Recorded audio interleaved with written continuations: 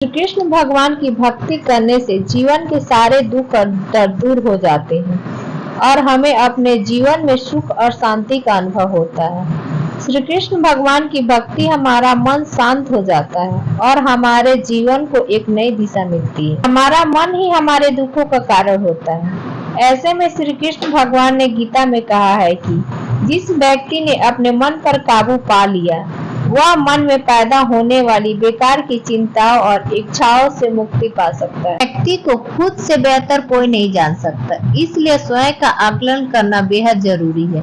गीता में कहा गया है कि जो व्यक्ति अपने गुणों और कमियों को जान लेता है वह अपने व्यक्तित्व का निर्माण करके हर काम में सफलता प्राप्त कर सकता है। मनुष्य को फल की इच्छा छोड़कर कर्म पर ध्यान देना चाहिए। मनुष्य जैसा कर्म करता है उसे फल भी उसी के अनुरूप मिलता है, इसलिए व्यक्ति को अच्छे कर्म करते रहना चाहिए। असफलता देखकर निराश मत हो, क्योंकि अंधेरे के बाद उजाला तो आता ही है। कुछ भी लौट कर आए या न आए, परंतु किया हुआ कार्य का परिणाम अवश्य आता है। जीवन में हमेशा इंतजार ही नहीं करना चाहिए, क्योंकि सही वक्त कभी नहीं आता, उसे लड़ना पड़ता है। सुख और दुख वो अतिथि है जो आएंगे और जाएंगे। यदि वो नहीं आएंगे तो हम अनुभव कहाँ से लाएंगे। कुछ मिनट में जिंदगी नहीं बदलती, पर कुछ मिनट में सोच कर लिया हुआ फैसला पूरी जिंदगी बदल देता है, इसलिए फैसलों को अहमियत दीजिए। दुख एक ऐसा अनुभव है जिसे हर व्यक्ति के जीवन में कभी न कभी महसूस करने को मिलता है। यह जीवन एक अपरिहार्य हिस्सा है जो हमारे भीतर की ताकत और सहन शक्ति को परिचित कराता है। जब हम अपने जीवन में दुख या कठिनाइयों का सामना करते हैं तो यह हमें आत्ममंथन करने का अवसर देता है। दुख हमें सिखाता है कि हम किस तरह अपनी कमजोरियों को पहचाने और उन्हें दूर करने के लिए मजबूत बने। दुखों को दूर करने का एक महत्वपूर्ण तरीका है जब हम अपने जीवन में आने वाली परेशानियों को स्वीकार करते हैं और उन्हें जीवन में एक हिस्से के रूप में मानते हैं तो हमें उनका सामना करने की ताकत मिलती है। अक्सर हम दुख में भागने की कोशिश करते हैं, लेकिन यह हमें और अधिक पीड़ा देता है। इसलिए सबसे पहले दुख को स्वीकार करना और यह समझना जरूरी है कि यह अस्थायी है। वह देखभाल और मानसिक शांति दुखों को कम करने में सहायता देती है। नियमित ध्यान, योग और अन्य मानसिक व्यायाम हमें अत्यंत संतुलन में रखने में मदद करते हैं। जब हम अपने आप को मानसिक रूप से सशक्त बनाते हैं तो हम दुखों का सामना करने में सक्षम होते हैं। इसके अलावा सकारात्मक सोच और एक स्वस्थ जीवन शैली भी हमें दुखों को बाहर निकालने में मदद करती है। एक महत्वपूर्ण तरीका है दूसरों की मदद करना। जब हम दूसरों के दुखों को समझते हैं और उनकी मदद करते हैं तो हमारे अपने दुख भी कम हो जाते हैं। मानवता की सेवा, परोपकार और दूसरों के साथ सहानुभूति रखने से हमें आत्माधिक शक्ति मिलती है।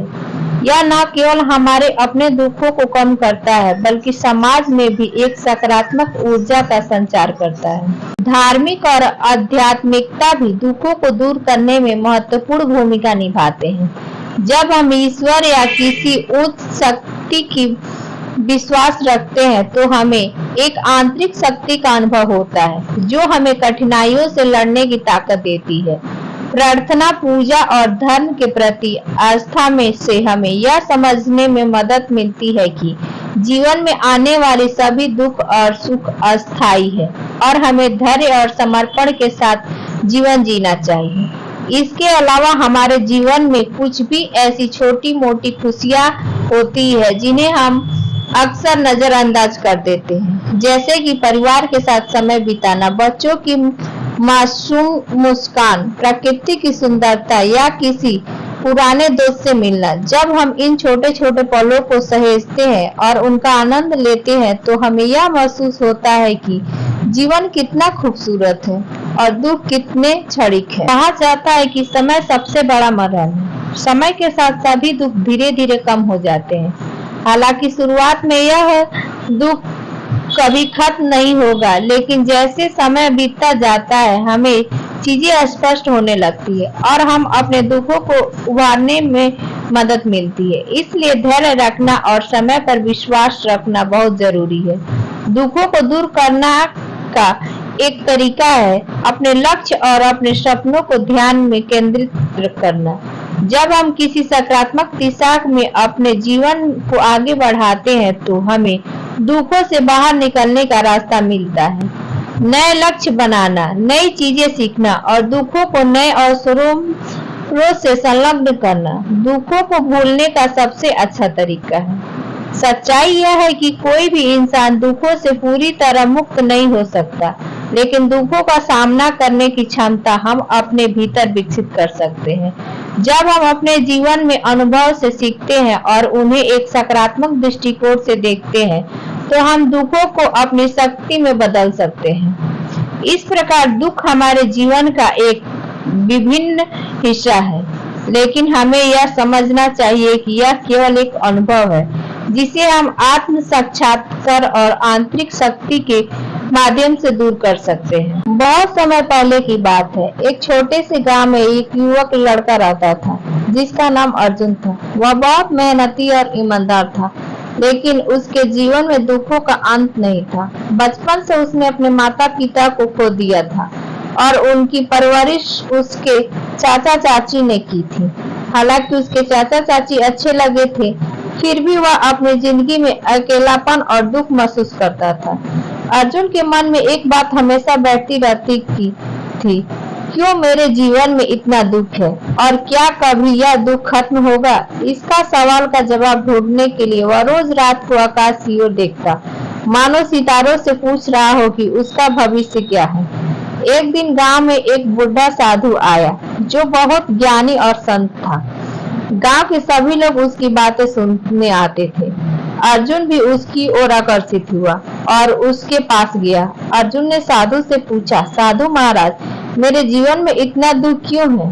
क्या यह कभी दूर होगा? साधु ने उसे ध्यान से देखा और मुस्कुराए। उन्होंने कहा, अर्जुन, दुख जीवन का एक हिस्सा है जिसे कोई भी इंसान नहीं टाल सकता, परंतु दुख को खत्म करने का तरीका हमारे हाथ में है। अगर तुम वास्तव में अपने जीवन के सारे दुख दूर करना चाहते हो तो मैं तुम्हें एक रास्ता दिखा सकता हूँ।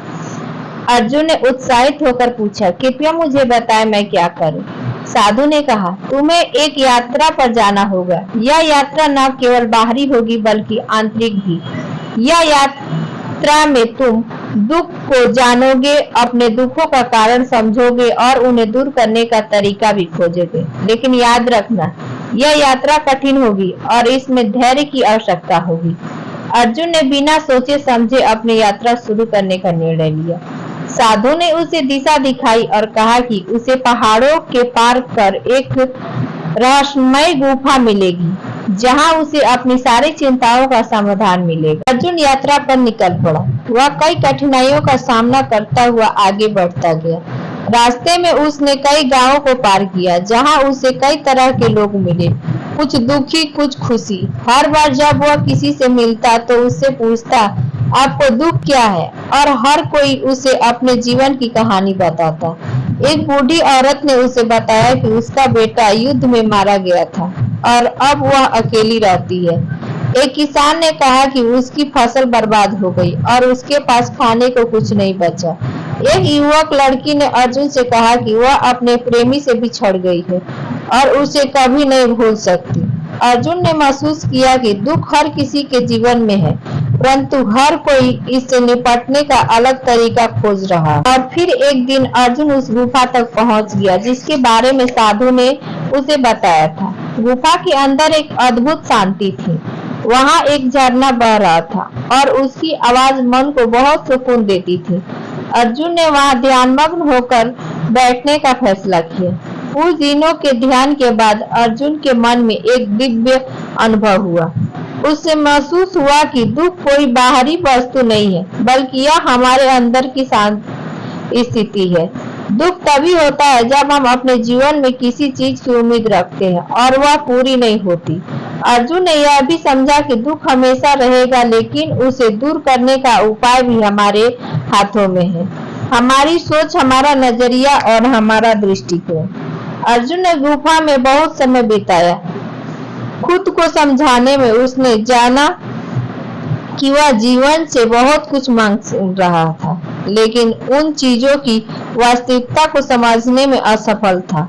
जब उसने अपनी उम्मीदों को सीमित किया और जीवन को जैसा वैसे ही स्वीकार करना शुरू किया तो उसे शांति मिलने लगी। अर्जुन को यह भी समझ में आया कि अगर हम अपनी समस्याओं पर ध्यान देने के बजाय दूसरों की मदद करने पर ध्यान केंद्रित करेंगे तो उसकी दुखों की परेशानियां धीरे धीरे कम हो जाएगी। उसने ठान लिया कि वह गांव लौटकर उन लोगों की मदद करेगा जो अपने दुखों के उलझन में उलझे हुए हैं। जब अर्जुन गांव लौटा तो वह पूरी तरह बदल चुका था। उसकी आंखों में अब दुख का साया नहीं था, बल्कि एक असीमित शांति और संतोष था। उसने गांव के लोगों के बीच जाकर उन्हें सुनना शुरू किया, उनकी परेशानियों को समझने लगा और हर असंभव में मदद करने की कोशिश की। उसने गांव को सिखाया कि दुख से कैसे निपटना है और उन्हें यह महसूस कराया कि दुख एक अस्थायी स्थिति नहीं है। धीरे धीरे गांव में सभी बदलने लगे। लोग अब अपने दुखों के साथ जीने के बजाय उन्हें समझने और हल करने लगे। अर्जुन ने यह हर किसी को सिखाया कि दुख जीवन का एक छोटा सा हिस्सा है, लेकिन इसे हमारे ऊपर हावी नहीं होने देना चाहिए। अर्जुन अब अपने जीवन में सेवा और प्रेम में बिताने लगा। उसने अपने गांव के आसपास के क्षेत्रों में अनगिनत लोगों की मदद की। उसकी सरल बातें और समझदारी ने लोगों को दिलों में छू लिया। वह जहां भी जाता वहां शांति और सुख का संदेश फैलाता। आखिरकार अर्जुन का जीवन भी एक प्रेरक बन गया। उसने यह साबित कर दिया कि अगर हम अपने दुखों को समझकर और उन्हें स्वीकार करके आगे बढ़ते हैं तो हम अपने जीवन में खुशी और शांति को जगह देते हैं।